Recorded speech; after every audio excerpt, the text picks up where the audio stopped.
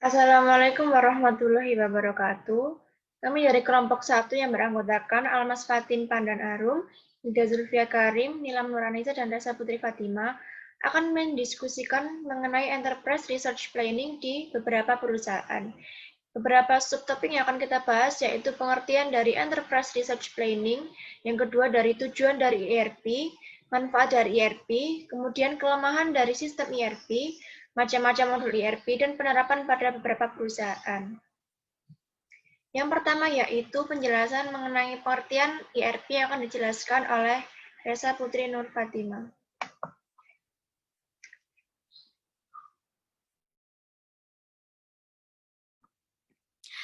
Pengertian ERP. Sistem ERP adalah teknologi berbasis komputer yang terintegrasi penuh yang digunakan oleh organisasi atau perusahaan untuk mengelola sumber daya di seluruh rantai pasokan atau supply chain.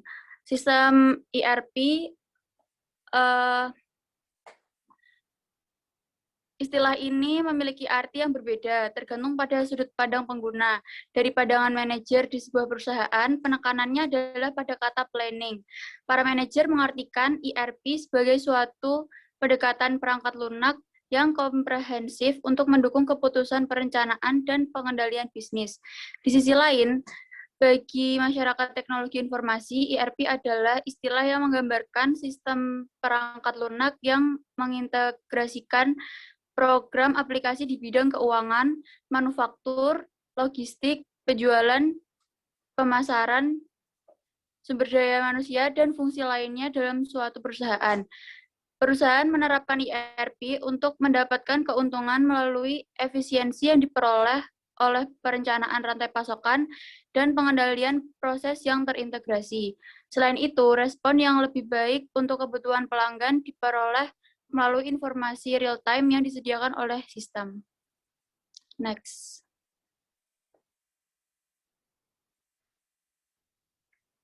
Tujuan dari ERP.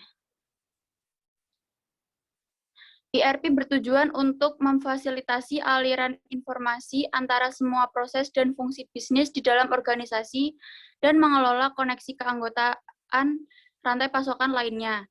Sistem ERP biasanya mengikat semua proses bisnis seperti penjualan, produksi, manajemen inventaris, pergudangan, pengiriman, akuntansi, penagihan, dan manajemen sumber daya manusia.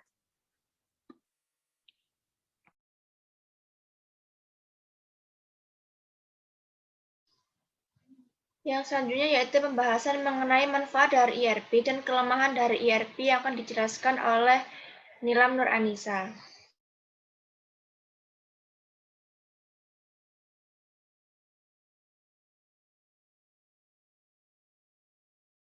Manfaat dari ERP. Yang pertama, menyederhanakan proses bisnis. Sistem ERP menyederhanakan berbagai proses yang kompleks seperti perencanaan produksi, pelacakan inventaris, pembuatan laporan keuangan, dan lain-lain. Yang kedua, menghemat biaya. Dalam sistem ERP, perusahaan dapat mengurangi biaya administrasi dan operasional, karena perusahaan dapat memangkas biaya yang digunakan untuk tenaga kerja. Perusahaan juga tidak perlu mengeluarkan biaya untuk membeli beberapa aplikasi yang berbeda untuk setiap manajemen. Selain itu, dengan laporan bisnis yang lengkap dan akurat, perusahaan juga dapat memprediksi pendapatan, permintaan konsumen, kebutuhan inventaris, dan lain-lain, sehingga dapat mengatur anggaran dengan lebih bijaksana. Yang ketiga, meningkatkan efisien. Sistem ERP membantu perusahaan menghilangkan pekerjaan manual, sehingga berbagai proses dapat diselesaikan dengan cepat. Misalnya, pencarian barang dapat dilakukan hanya dalam hitungan detik, sehingga perusahaan manufaktur juga dapat memproses pengepakan barang dan mengirimnya ke pelanggan dengan lebih cepat. ERP juga memungkinkan pemangku kepentingan untuk melihat KPI dari setiap divisi di perusahaan melalui dashboard, sehingga mereka tidak perlu menemui manajer dari setiap divisi secara langsung hanya untuk menanyakan update. Yang keempat, mengintegrasikan informasi. Perangkat lunak ERP memungkinkan setiap departemen untuk mengakses berbagai informasi yang mereka butuhkan tanpa mengganggu pekerjaan departemen lain. Sebagai contoh, Departemen Pemasaran ingin mengetahui perilaku belanja pelanggan. Dengan bantuan sistem kolaboratif, Mereka tidak perlu meminta datanya kepada departemen penjualan, karena mereka bisa menghasilkan data tersebut langsung dari sistem. Yang kelima, memberikan data bisnis yang akurat. Laporan bisnis berperan penting dalam proses pengambilan keputusan. Alat pelaporan canggih dalam sistem ERP memungkinkan perusahaan untuk menghasilkan laporan mendalam yang akurat sehingga memudahkan mereka untuk membuat perakiraan atau forecast yang dapat membantu mengembangkan bisnis mereka. Yang keenam, meningkatkan mobilitas.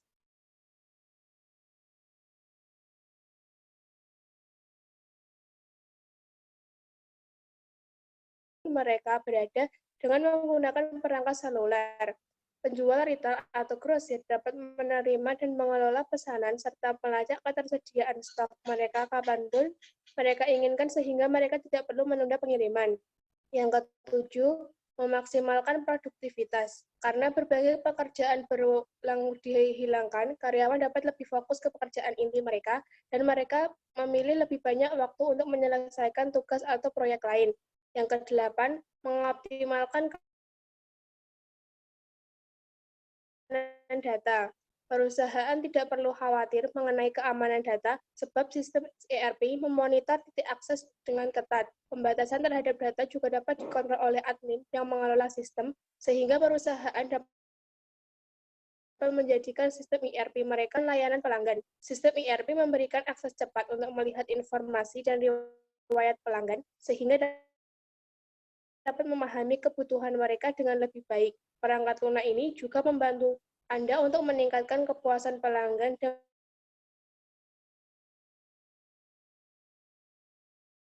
mempercepat proses order fulfillment.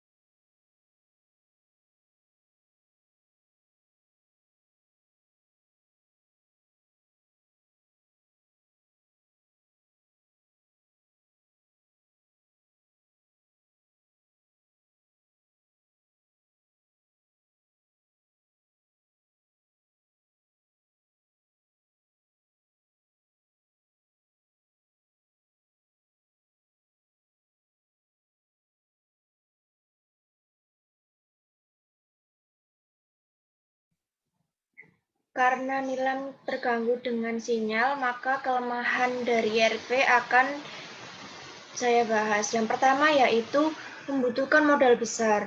Harga dari sistem ERP ini cukup mahal mengingat proses pembuatannya rumit dan tidak mudah.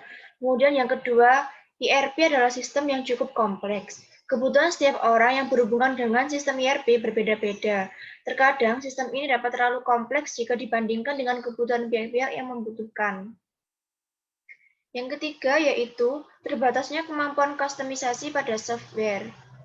Pengguna tidak bisa mengubah atau mengcustom modul-modul di dalamnya sesuka hati. Bahkan mungkin fasilitas custom yang disediakan masih tidak sesuai dengan yang diinginkan. Untuk mengatasi hal ini, Anda bisa mengkonsultasikan terlebih dahulu dengan beberapa developer yang Anda pilih. Yang terakhir yaitu database di perusahaan dalam suatu tempat. Salah satu keuntungan sistem ERP adalah penyimpanan pada satu tempat database, sehingga aman dan saling terintegrasi satu dengan yang lainnya. Kelebihan itu memang benar adanya, namun kelebihan tersebut dapat menjadi kelemahan sekaligus. Jika suatu saat sistem ERP dibobol atau istilahnya dihack, maka data di dalamnya akan hilang tanpa tersisa. Oleh karena itu, penting untuk menggunakan sistem ERP yang memiliki backup data untuk berjaga-jaga.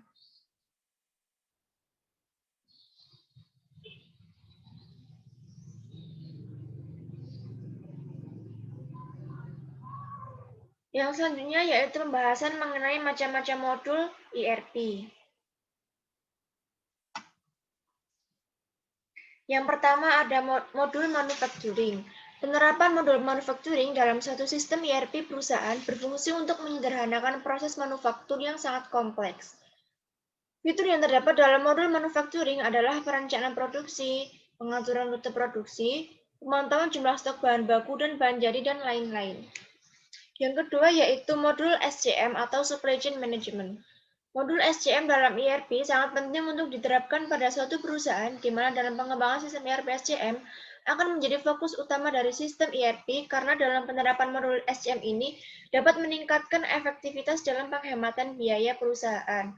Selain itu, penerapan SCM yang maksimal akan berdampak pada optimalisasi penyimpanan dan pemanfaatan logistik yang sangat membantu dalam memperbaiki prediksi permintaan dan akan meningkatkan efisiensi operasional perusahaan.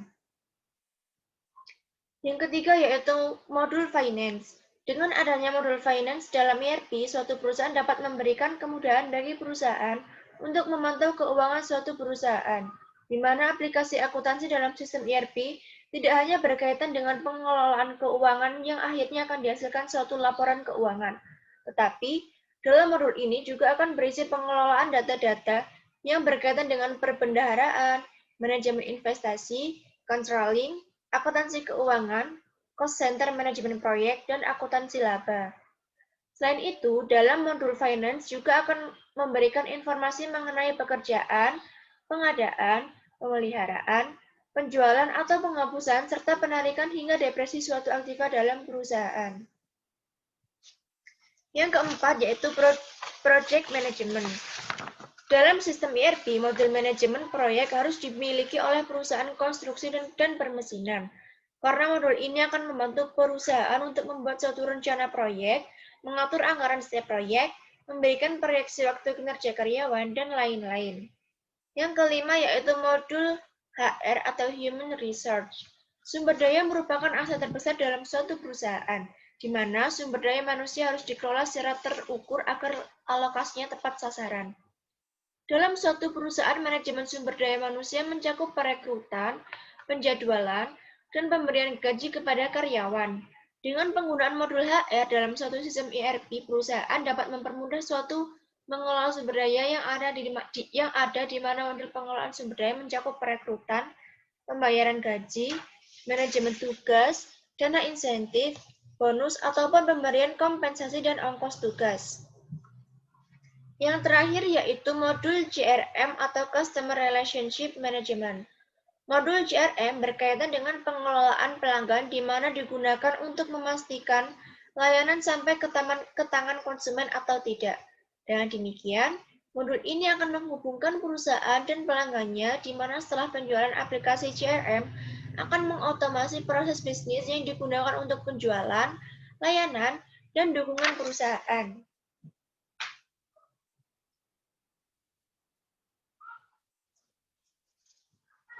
Yang selanjutnya yaitu pembahasan mengenai penerapan ERP pada beberapa perusahaan. Yang akan saya bahas pertama yaitu modul manufacturing pada PT Sampurna.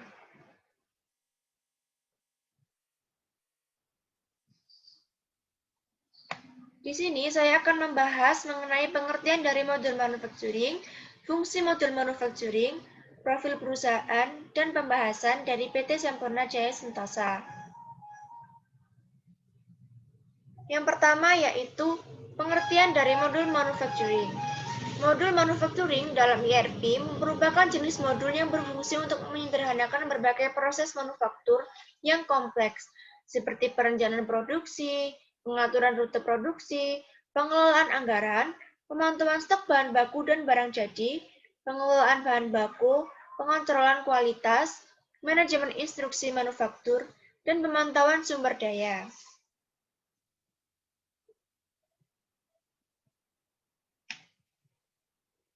Yang selanjutnya yaitu fungsi dari modul manufacturing pada PT Sampurna Jaya Sentosa. Yang pertama yaitu mengelola instruksi manufaktur, instruksi kerja, bahan baku, barang jadi, dan lain-lain. Yang kedua, memantau inventaris di beberapa tempat kerja dengan bantuan integrasi barcode. Yang ketiga, membuat dan mengelola banyak bill of material sekaligus. Yang keempat, mempercepat pemesanan ulang material melalui pengadaan otomatis. Dan yang terakhir yaitu membuat laporan mendalam yang membantu perusahaan menganalisis status manufaktur dan mencegah stok yang tidak perlu. Software manufaktur adalah teknologi paling penting dalam mendukung rencana pertumbuhan untuk masa depan industri manufaktur. Sektor dalam kegiatan ini semakin otomatis dan mempermudah alur kerja atau workflow dari hulu ke hilir.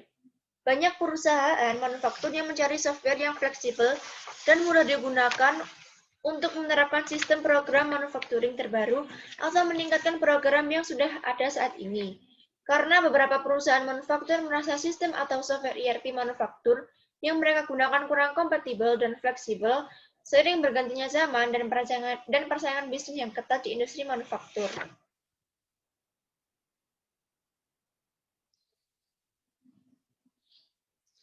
Yang selanjutnya yaitu pembahasan mengenai profil dari perusahaan PT Sampurna. PT Sampurna Jaya Sentosa atau biasa disingkat SJS merupakan perusahaan manufaktur yang berfokus di bidang tekstil. PT Sampurna Jaya Sentosa berdiri dan beroperasi sejak tahun 2002 dengan nama PT Makmur Jaya Sentosa dan berlokasi di Cimahi. Produk utama yang dihasilkan berupa benang, kain krij, dan kain jadi yang berasal dari bahan dasar katun, TC, PE, dan TR. Dalam sistem produksinya, PT SJS menerapkan sistem Make to Stock atau MTS dan MTO atau Make to Order.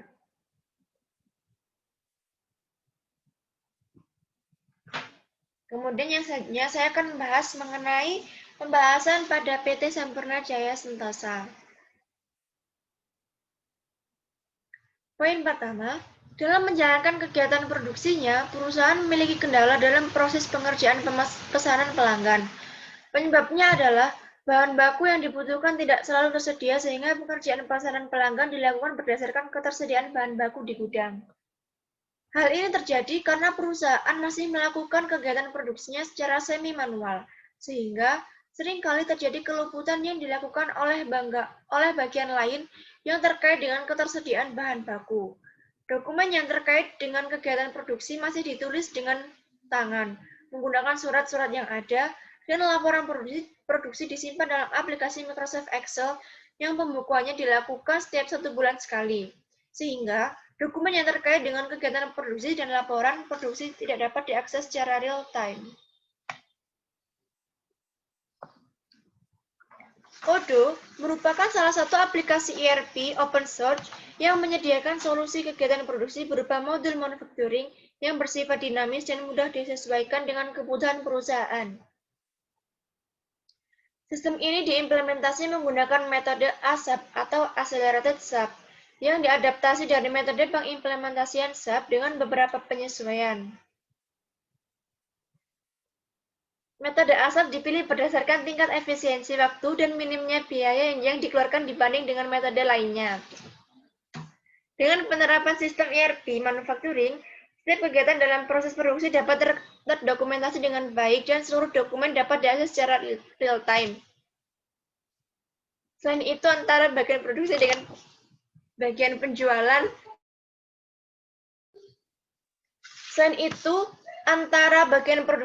bagian penjualan gudang dan pembelian dapat terintegrasi dengan baik.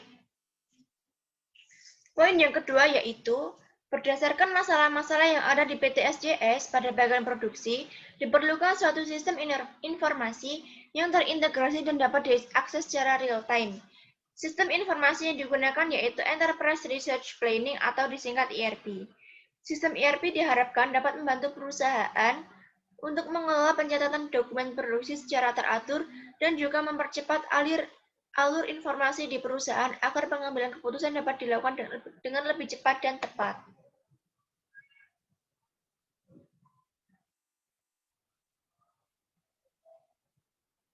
Yang selanjutnya yaitu penerapan ERP pada perusahaan PT Pelfoods dan PT Indofood yang akan dijelaskan oleh Almas Fatin.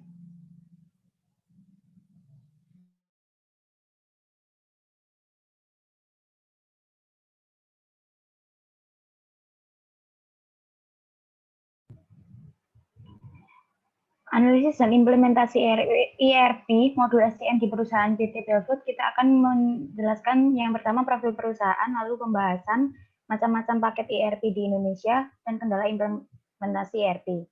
Yang pertama, profil perusahaan.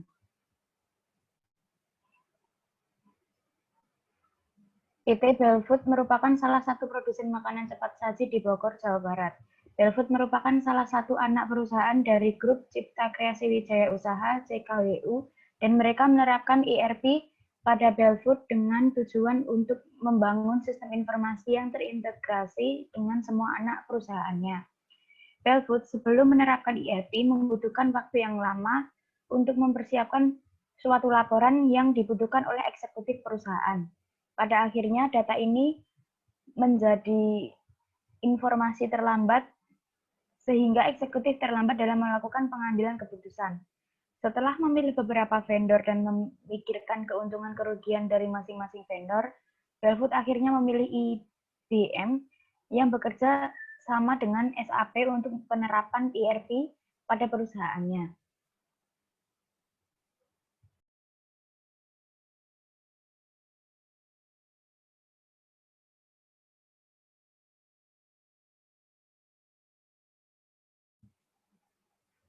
Selanjutnya pembahasan. Masalah yang dihadapi oleh Belfood dalam proses implementasi ini antara lain yaitu kendala lokasi pabrik yang sering mendapatkan pemadaman bergilir, sehingga perusahaan harus menyediakan banyak UPS untuk menjaga kestabilan sistem. Masalah lainnya yaitu perubahan yang dihadapi karyawan juga menjadi salah satu masalah yang harus dihadapi. Dalam awal implementasi, Belfood masih menjalankan dua sistem, yaitu sistem lama dan ERP. Tetapi lambat laun sistem lama ditinggalkan dan murni menjalankan ERP saja. Salah satu benefit yang dirasakan oleh perusahaan adalah proses pembelian yang semakin terkendali. Masalah utama yang banyak dihadapi oleh perusahaan dalam pemilihan ERP adalah mengenai biaya ERP itu sendiri. Harga ERP yang relatif mahal menjadi pertimbangan utama dalam memilih paket ERP yang akan digunakan. Meskipun ada ERP yang open source, namun dalam kenyataannya relatif sulit untuk diimplementasikan.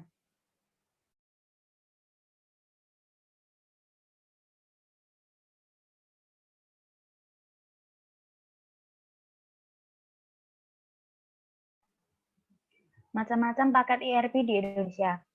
Paket ERP yang banyak digunakan di Indonesia adalah Oracle, Finance, dan SAPR atau SAPR per 3, di mana masing-masing paket memiliki kekurangan kelebihan. SAPR per 3 dikenal dengan kelengkapan modul dan integrasinya yang baik. Selain itu, SAPR 3 juga memiliki kontrol akses yang baik. Sebaliknya, SAPR 3 relatif lebih mahal dibandingkan Oracle Finance dan implementasinya relatif lebih rumit. SAPR 3 lebih banyak digunakan di Indonesia, sehingga pelatihan dan pakar di bidang ini cukup mudah ditemukan. Dalam kenyataannya, beberapa perusahaan menggunakan gabungan dari keduanya untuk menjalankan operasi bisnis perusahaan. Selain dua paket ERP di atas, Microsoft Akta juga cukup banyak digunakan, karena selisih harga yang cukup banyak dari SAPR 3 maupun Oracle.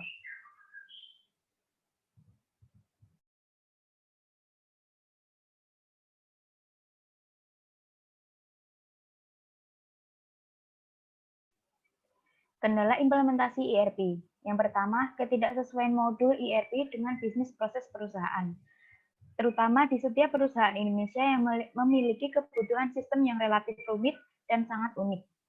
Misalnya kebutuhan perusahaan akan pencatatan transaksi dengan falas, perhitungan pajak jual beli, promo penjualan yang beraneka ragam, dan lain sebagainya. Lalu yang kedua, kebutuhan akan customer pada paket ERP yang tidak benar-benar dikuasai oleh vendor, menyebabkan hasil implementasi tidak sesuai dengan kebutuhan perusahaan, baik karyawan maupun top manajemen. Oleh karena itu, dalam tahap perubahan sistem perusahaan ke ERP, sebaiknya perusahaan mencari pendapat dari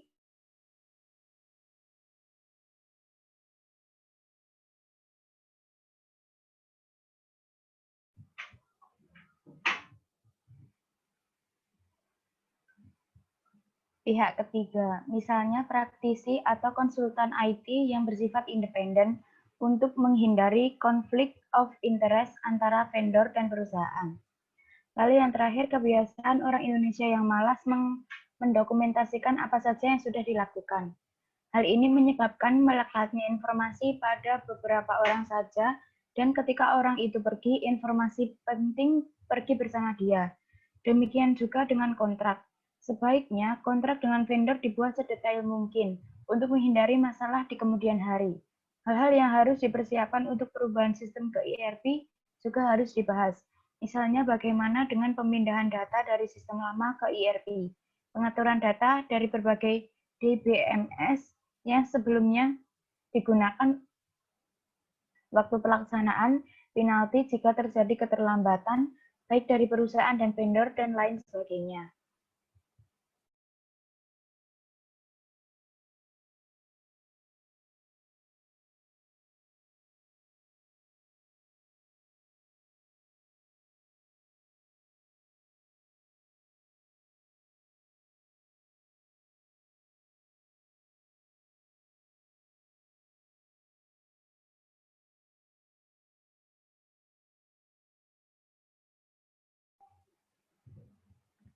Lalu selanjutnya analisis dan implementasi ERP modul CRM di perusahaan PT Indofood Sukses Makmur Tbk. Yang pertama, pengertian CRM. Modul CRM adalah strategi bisnis yang fokus pada pelanggan yang didesain untuk mengoptimalkan profitability, revenue, dan customer satisfaction.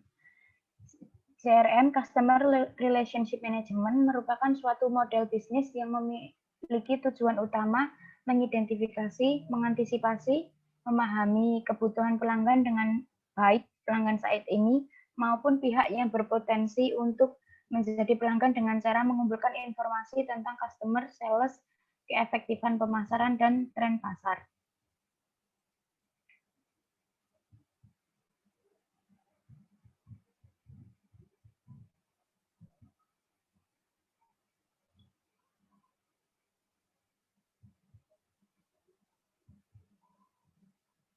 Yang selanjutnya, filosofi bisnis CRM.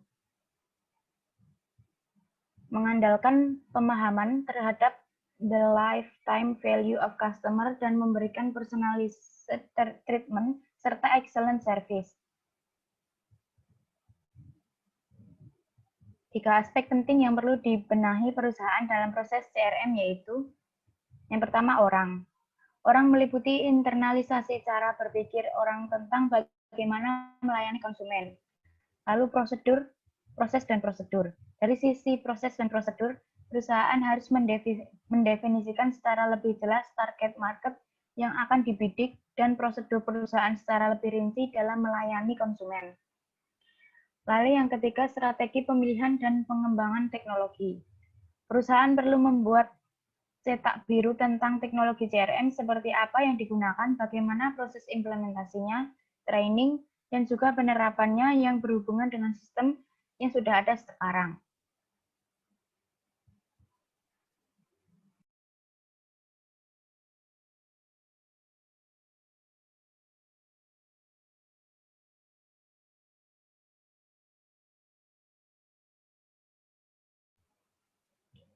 Lalu sekarang menjelaskan konsep CRM. Yang pertama, membangun database yang kuat.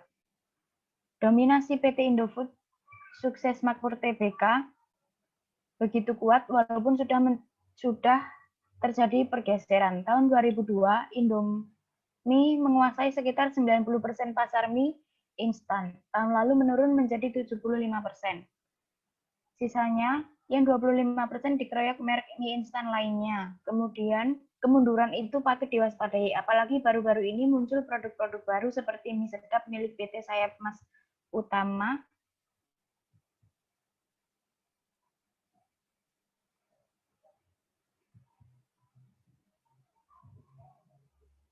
yang merupakan grup dari kelompok Wings yang diluncurkan pada Mei 2003 dan baru didistribusikan di Bali.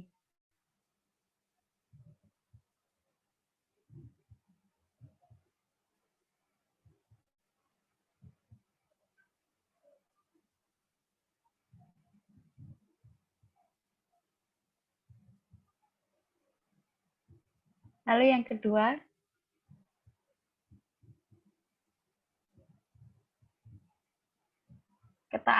ketatnya persaingan produk mie instan.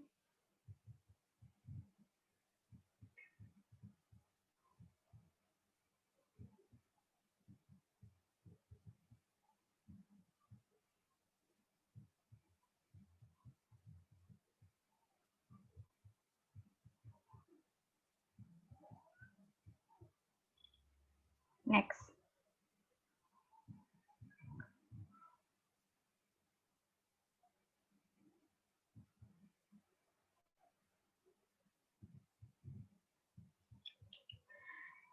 Lalu strategi perusahaan. Mastering the present, primiting the future.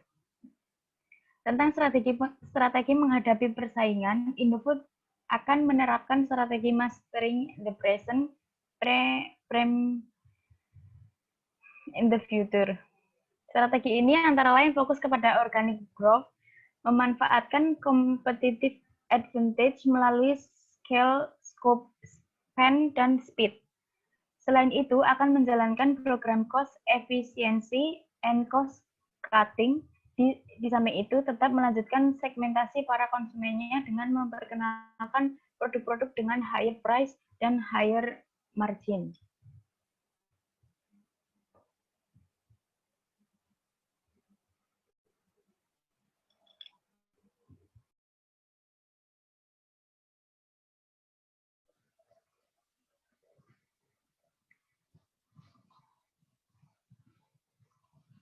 Itu tadi diskusi kita kelompok 1 mengenai Enterprise Research Planning dalam penerapannya ke dalam beberapa perusahaan.